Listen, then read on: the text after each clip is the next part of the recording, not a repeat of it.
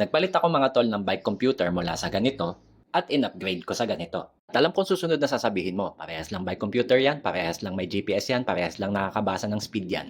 Pero bibigyan kita ng magandang dahilan bakit kailangan mong i-upgrade ang iyong bike computer. At kung ngayon mo pa lang ako napanood, ako nga pala si Bike and Beta. And I ride, I run. Pero bago yan, unbox muna natin to. Ito yung sinasabi ko sa yung bike computer na pinalit ko, yung Magin C506. And yes, yung nagagawa nito ay nagagawa din ng bike computer mo. Pero gaya ng sinabi ko kanina, meron itong special features na wala sa bike computer mo. Pagbukas mo ng box ay bubungad na kagad sa iyo yung manual na syempre dapat binabasa. Bike computer stem mounts na may kasamang tatlong klaseng ng goma at Type-C USB cable.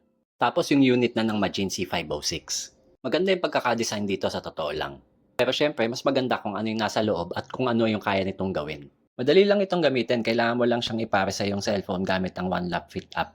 At kapag na-connect mo na, pwede mo na itong gamitin. At madali lang dahil halos lahat ay operated by touchscreen. At isa sa mga features na sinasabi ko about dito ay meron na itong sariling Wi-Fi. Ibig sabihin nito, pagkatapos mo mag-ride, mula dyan sa C506, diretso na sa Strava. Hindi mo na kailangang i-upload pa ito sa app.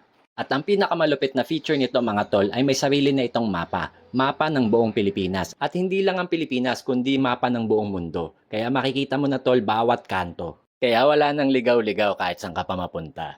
Astig, di ba? Ganyang kalupit mga tol itong bagong Magin C506. Kaya upgrade ka na din tol. Available yan sa SPN Cycle PH, Cycle Lab at Supreme Bikes PH.